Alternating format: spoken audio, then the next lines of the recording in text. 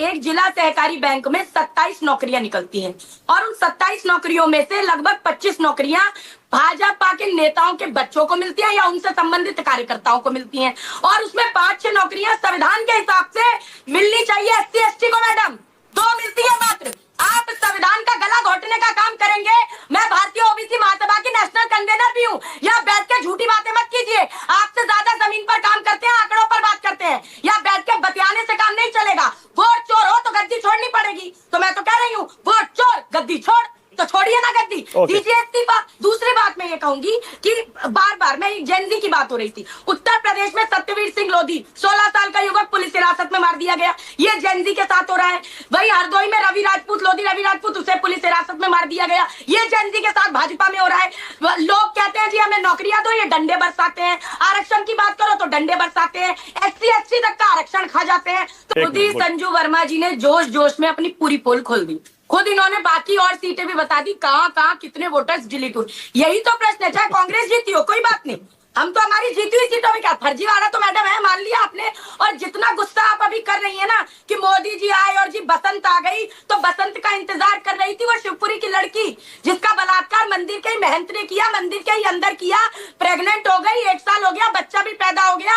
आरोपी अभी तक गिरफ्तार नहीं हुआ। आपकी तरह बैठकर AC में डिबेट नहीं करती, सिर्फ वहां जाके धरना प्रदर्शन किया था मैडम मैंने। इतना गुस्सा आपके अंदर होता, आती मेरा साथ देती है आप। कहती कि उस आरोपी को 1 साल बाद भी गिरफ्तार क्यों नहीं किया आपने? एक लोधी बच्ची थी, क्या हिंदू की बेटी नहीं थी? तो वहां तो इनका गुस्सा बंद हो जाता है। ABVP जीत गई, बस ये खुश हो जाएंगे। 2 करोड़ नौकरी मिले ना मिले, बनारस क्यूटो बने ना बने, 15 लाख आए ना आए, वोट चोरी होती रहे, इनको कुर्सी मिलती रहे, मजा नहीं आ रहा है। हम करते हैं प्रबंध, आप चिंता मत करिए। सवाल पूछे जाते हैं चुनाव आयोग से, जवाब देने आ जाते हैं अनुराग ठाकुर जी। और ये वही अनुराग ठाकुर जी हैं जिन्होंने हमारी बात पे एक पुख्ता स्टैंप लगा दिया था। ये एक प्रेस वार्ता में दूसरे कई ऐसे सीट्स का वो ब्यौरा लेकर आए थे जिनमें एक तरीके से माना गया उन्होंने कि वोट चोरी तो हो रही है। मतलब एक फर्जीवाड़ा तो चल ही रहा है। ये जो प्रधानमंत्री जी बने हैं ये वोट चोरी के प्रधानमंत्री जी हैं, तो इन्हें तो सबसे पहले मेरी तो मांग रही है इस्तीफा दे ही देना चाहिए मोदी जी को।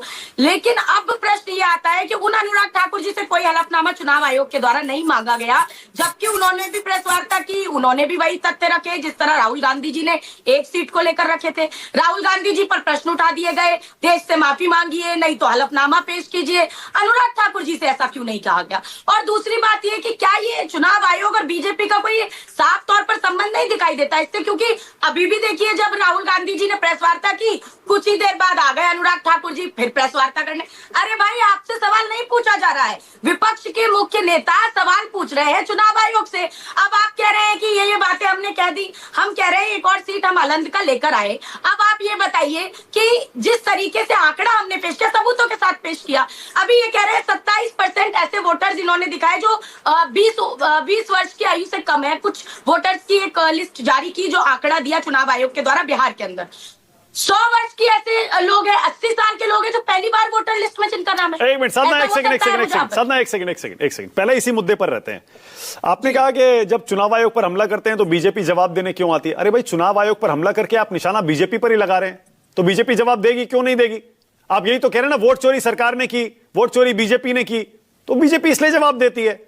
ये कहना मुझे समझ में नहीं आता, सीरियसली मुझे इसलिए नहीं समझ आता। अगर आप सिर्फ चुनाव आयोग पर आरोप लगा रहे होते तब ठीक है, तब समझ में आता। आपने कहा बीजेपी वोट चोरी कर रही है तो बीजेपी जवाब देगी।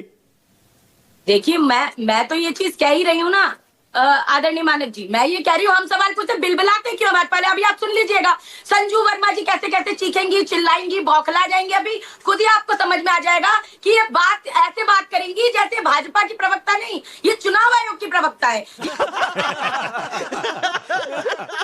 ये कहेंगे चुनाव आयोग पे कैसे सवाल उठा दिया। जितना पक्ष की बात सुनने का अधिकारी जनता है उतनी ही बात सुननी पड़ेगी। और सीधी बात है, देखिए जब भूख बगावत की सीमा पर आ जाती है तब भूखी जनता सिंहासन को खा जाती है। और सीधी बात है, देखिए जब जब स्वार्थी, अहमवादी और कुटिल व्यक्तित्व रखने वाले लोग किसी समाज या फिर किसी देश में अपना प्रभुत्व कायम करने के मद में चूर होकर मुझे लगता है विवेक शून्य हो जाते हैं, तब जनता का संतोष उभरता है ना। और जनता का संतोष उभरता है, जेनजी का भी उभरता है, युवाओं का भी उभरता है, और वो उनके झूठे मुखौटों को नोचता है, इनकी कथनी और करनी की दुमई चाल का पर्दाफाश करता है। अच्छा, अब उसको भी जेनजी का नाम ले दो तो भी अभी देखिए भाजपा कैसे उछलेगी, आप देख लीजिएगा। तो इनको परेशानी हर बात से, तो सवाल तो पूछेंगे ना। ठीक है, ओके। अब मैं एक सेकंड में दूसरे मुद्दे पर आ रहा हूं। आपने कहा ना कि ये जवाब नहीं दे रहे, राहुल ने आज भी कहा जानकारी नहीं दे रहे। अब ये इलेक्शन कमीशन का बाकायदा पूरा प्रेस नोट है, मुझे पता है आपने इसको पढ़ लिया होगा। इसमें डिटेल में लिखा है जो जानकारी आपने मांगी है उससे ज्यादा जानकारी वो कह रहे हैं हमने दे दी है। जब प्रेस वार्ता करी जाती है, जब प्रश्न आते हैं उसके बाद कहा जाता है दे दिया।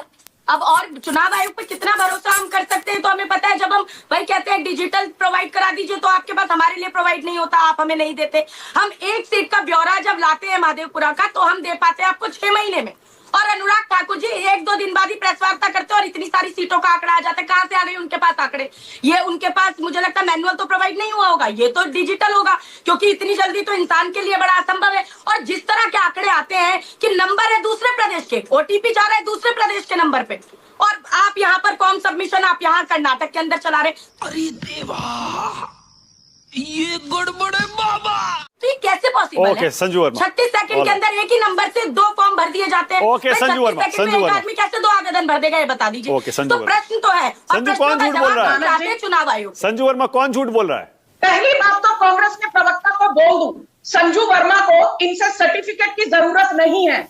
संजू वर्मा चीखेगी या चिल्लाएगी या उछलेगी या बौखलाएगी, ये जो आपकी टिप्पणी है अपने तक रखिए।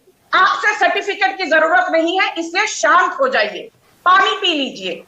अभी अच्छा साबित तो कर दिया आपने, थैंक यू। भारत जी इन्हें बोलिए, बोलिए चलिए करेंगी तो मैं डिबेट नहीं करूंगी। नहीं चलिए 1 बाय 1। साधना आपको सुना, आप भी सुनिए। हाँ चलिए ओके बदतमीजी करना बंद करो। हाँ चलिए। मैंने तो बदतमीजी कोई नहीं, अपनी भाषा चलिए आगे चलिए। नहीं, इनकी भाषा अरे एक सेकंड साधना प्लीज, साधना जब आप बोल रही थी सबने सुना, आप सुनिए। जबान का लगाम। अरे don't make it personal please. रुक जाइए साधना, एक सेकंड रुक जाइए प्लीज, चुपचाप जवाब दीजिए। रुक जाइए, अब रुक जाइए। ओके मानव जी, मेरा दूसरा जो तथ्यों भरा हाइड्रोजन बॉम्ब है। राहुल गांधी के हाइड्रोजन बॉम्ब तो टाए सिस हो गए, एटम बॉम्ब टाए सिस हो गया। पर अभी एक मैं आपको तथ्य देती हूं आनंद कॉन्स्टिट्यूएंसी के बारे में। अंतिम जो चुनाव की प्रकाशन की तिथि थी, यह थी 5 जनवरी 2023 कर्नाटका विधानसभा चुनाव के लिए। चुनाव की घोषणा की तिथि थी 29 मार्च 2023। नामांकन की अंतिम तिथि थी 20 अप्रैल 2023। और राहुल गांधी ने आरोप लगाया कि कुछ लोगों के नाम हटाए गए। 19 दिसंबर 2022 को पहली बार आरोप लगे। तो कहने का तात्पर्य यह है, कांग्रेस के बीएलओ और बीएलएस के पास लगभग 5 से 6 महीने थे। तो क्या कर रहे थे 5 से 6 महीने तक? जब चुनाव की प्रक्रिया का जो घोषणा पत्र का ऐलान किया चुनाव आयोग ने, और जो नामांकन की अंतिम तिथि थी, उसके बीच में इतना लंबा गैप था। बीएलओ कांग्रेस के, बीएलए कांग्रेस के क्या तब सो रहे थे? यह मेरा दूसरा तथ्य है। अच्छा, 2014 तक कांग्रेस पार्टी ने नियमित तौर से कई बार भाजपा को रौंदने की कोशिश की। फिर आया एक महानायक, नाम था नरेंद्र मोदी, और आज तक 11 साल के बाद राहुल गांधी क्या करते हैं? पहले संविधान और संस्थाओं पर लांछन लगाते हैं, लोकतंत्र को अवैध बताते हैं, संविधान की धज्जियां उड़ाते हैं, गणतंत्र पर कीचड़ उछालते हैं। बाद में क्या करते हैं मानव जी? लाचारी और विक्टिम कार्ड खेलते हैं। वो देख। खुद ही संजू वर्मा जी ने जोश में अपनी पूरी पोल खोल दी। खुद इन्होंने बाकी और सीटें भी बता दी, कहां कितने वोटर्स डिलीट हुए। यही तो प्रश्न है। चाहे कांग्रेस जीती हो कोई बात नहीं, हम तो हमारी जीती हुई सीटों में क्या फर्जीवाड़ा तो मैडम है, मान लिया आपने। और जितना गुस्सा आप अभी कर रही है ना कि मोदी जी आए और जी बसंत आ गई, तो बसंत का इंतजार कर रही थी थी वो शिवपुरी की लड़की जिसका बलात्कार मंदिर के ही महंत ने किया, मंदिर के ही अंदर किया, प्रेग्नेंट हो गई, 1 साल हो गया, बच्चा भी पैदा हो गया, आरोपी अभी तक गिरफ्तार नहीं हुआ। आपकी तरह बैठकर एसी में डिबेट नहीं करती, सिर्फ वहां जाके धरना प्रदर्शन किया था मैडम मैंने। इतना गुस्सा आपके अंदर होता, आती मेरा साथ देती हैं आप, कहती कि उस आरोपी को 1 साल बाद भी गिरफ्तार क्यों नहीं किया आपने? एक लोधी बच्ची थी, क्या हिंदू की बेटी नहीं थी? तो वहां तो इनका गुस्सा बंद हो जाता है। एबीवीपी जीत गई, बस ये खुश हो जाएंगे। 2 करोड़ रोकड़ी मिले ना मिले, बनारस क्यूटो बने ना बने, 15 लाख आए ना आए, वोट चोरी होती रहे, इनको कुर्सी मिलती रहे। एक जिला सहकारी बैंक में 27 नौकरियां निकलती हैं और उन 27 नौकरियों में से लगभग 25 नौकरियां भाजपा के नेताओं के बच्चों को मिलती हैं या उनसे संबंधित कार्यकर्ताओं को मिलती हैं, और उसमें 5-6 नौकरियां संविधान के हिसाब से मिलनी चाहिए SC ST को मैडम, 2 मिलती है मात्र। आप संविधान का गला घोटने का काम करेंगे। मैं भारतीय ओबीसी महासभा की नेशनल कन्वेनर भी हूँ। यहाँ बैठ के झूठी बातें मत कीजिए, आपसे ज्यादा जमीन पर काम करते हैं, आंकड़ों पर बात करते हैं। यहाँ बैठ के बतियाने से काम नहीं चलेगा। वोट चोर हो तो गद्दी छोड़नी पड़ेगी, तो मैं तो कह रही हूँ वोट चोर गद्दी छोड़, तो छोड़िए ना गद्दी, दीजिए इस्तीफा। मुंह से वो कह रहे हैं जी राहुल जी की बात पे भरोसा कैसे करें, उन्होंने ये कह दिया वो कह दिया, उसी मुंह से वो अब मोदी जी की आप तारीफ करने लगता है। मोदी जी ने क्या क्या कहा और उस बात पे वो कितने आज भी कहीं ना कहीं मुझे लगता है अनिभिज्ञ दिखाई देते हैं। 15 लाख की बात भूल जाते हैं, 2 करोड़ की बात, कहीं ना कहीं बेटी बचाओ बेटी पढ़ाओ को बेटी बचाओ बेटी पढ़ाओ कह जाते, कभी माफी नहीं मांगते, महिलाओं के बारे में गलत टिप्पणियां करते हैं। संजू वर्मा जी से तो मैं बात ही नहीं कर रही हूँ, प्लीज मुझे बोलने दीजिए। उसके बाद इतनी सारी बातें कह जाते हैं। अब आदरणीय वाजपेयी जी कह रहे हैं जी जेनजी को भड़का रहे हैं। ये बताइए, सुब्रत पाठक जी बीजेपी के पूर्व सांसद हैं, सुब्रत पाठक जी कह रहे हैं जब क्रांति अगर होगी तो सबसे पहले राहुल गांधी के घर जलाए जाएंगे, सबसे पहले अखिलेश यादव के घर जलाया जाएगा। तो ये बताइए, भड़काने का काम कांग्रेस पार्टी नहीं कर रही, भड़काने का काम तो बीजेपी के पूर्व सांसद के द्वारा किया जा रहा है, जो कि ये बता रहे हैं कि घर जलाएंगे। अभी तक तो बांटने छाटने काटने की बात करती थी बीजेपी, अब जलाने की बात भी करने लगी। देखिए बिहार में अभी अमित शाह जी रैली कर रहे थे, उन्होंने बड़े ही आक्रोश में जनता से पूछा, जनता का बीजेपी के अधिकतर कार्यकर्ता वहां पर थे, बीजेपी के कार्यकर्ताओं से एक सवाल पूछ लिया, बताइए राहुल गांधी जी बिहार में किस मुद्दे को लेकर आए थे? बीजेपी के कार्यकर्ता चिल्ला चिल्ला के कह रहे थे वोट चोरी के मुद्दे को लेकर आए। तो मानसिक संतुलन तो अमित शाह जी का डगमगाया हुआ दिखा, बौखला गए, कहने लगे नहीं नहीं तुम मत बताओ मैं बताऊंगा कि किस मुद्दे पर आए, कहने लगे घुसपैठियों के मुद्दे। ये बताइए गृह मंत्री कौन है देश के? जो गृह मंत्री है आपको घुसपैठिए कौन आ रहा है इसकी जानकारी आपको होनी चाहिए, इस पर एक्शन भी आपको लेना चाहिए, लेकिन आप राहुल गांधी जी से ही सब कुछ करना चाहते हैं। इतना छोटा पहले कभी नहीं हुआ होगा। दूसरी बात मैं ये कहूंगी कि बार बार मैं जेनजी की बात हो रही थी, उत्तर प्रदेश में सत्यवीर सिंह लोधी 16 साल का युवक पुलिस हिरासत में मार दिया गया, ये जेनजी के साथ हो रहा है।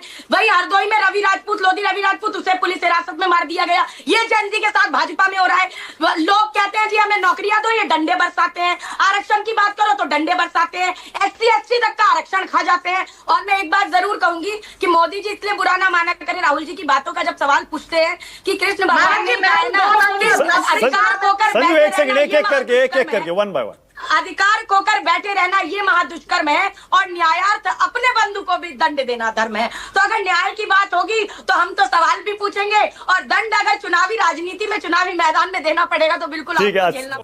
ये बड़ी अच्छी बात कही आप।